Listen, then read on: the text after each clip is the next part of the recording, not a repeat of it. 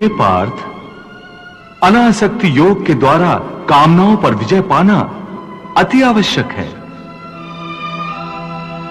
क्योंकि कामनाओं की पूर्ति होकर भी कभी नहीं होती।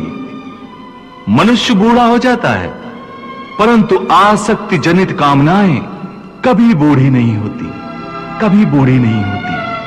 अर्थ, एक कामना अनेक कामनाओं को जन्म देती है। हर कामना के साथ मनुष्य की तृष्णा भी बढ़ जाती है और तृष्णा के साथ असंतोष भी बढ़ता जाता है। फिर ऐसे असंतुष्ट मनुष्य को, जो कामनाओं से ग्रस्त है, उसे उचित अनुचित का विवेक नहीं रहता।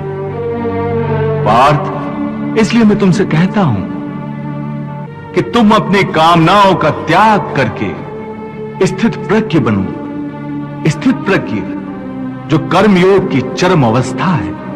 वाह प्रभु, वाह, क्या सुंदर बात कही आपने। वाह।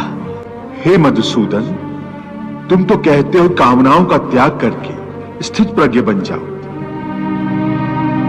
परंतु स्थित प्रज्ञ बनने के लिए सबसे आवश्यक क्या है? स्थिर बुद्धि। स्थिर बुद्धि? परंतु मनुष्य अपनी बुद्धि को स्थिर कैसे रख सकता है?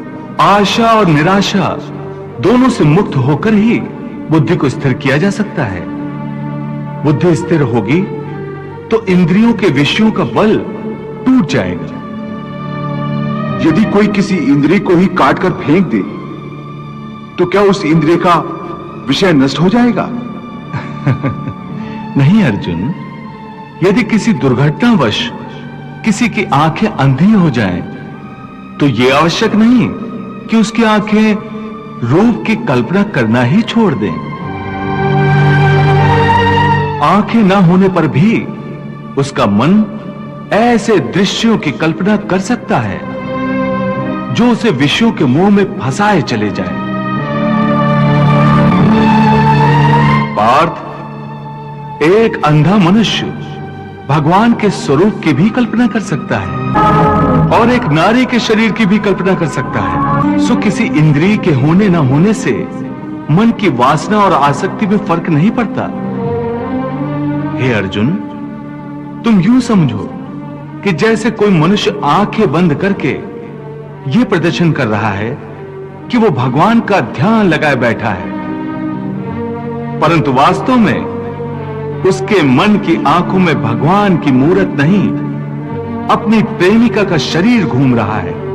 इसका अर्थ है कि उसकी आंखें तो बंद हैं, परंतु आंखों के विषय उसे फिर भी भ्रमित कर रहे हैं। हे अर्जुन, कई लोग अपनी इंद्रियों पर बड़ी कठोरता से निग्रह करने के लिए बड़े कठिन व्रत और उपवास रखते हैं। कई कई दिनों तक खाना पीना छोड़ देते हैं। फिर भी यदि उनका मन भांत भांत के स्वादिष्ट भोजनों की वासना में ही अटका रहे, तो हठ के द्वारा किए हुए इस व्रत उपवास का क्या लाभ है? ऐसे लोग हठ के द्वारा अपनी इंद्रियों को सुखाकर निर्बल तो कर देते हैं, परंतु इससे विषयों की आसक्ति का त्याग नहीं हो सकता। याद रखो, विषयों से अधिक खतरनाक है विषयों की आसक्ति, और विषयों की आसक्ति का त्याग केवल इंद्रियों के निग्रह से नहीं हो सकता। आसक्ति का त्याग केवल मन के निग्रह से होता है।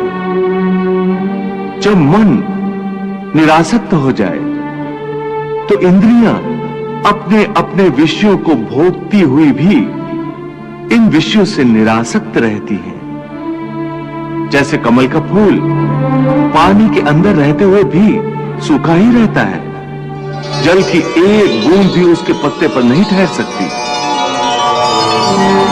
इसलिए मैंने कहा है कि पहले ज्ञान के द्वारा बुद्धि को स्थिर करो। बुद्धि मन को स्थिरता देगी, फिर मन इंद्रियों को इस प्रकार विषयों से खींच लेगा जिस प्रकार एक कछुआ खतरे की जरा सी आहट पाते ही अपने अंगों को अपने भीतर ही समेट लेता है।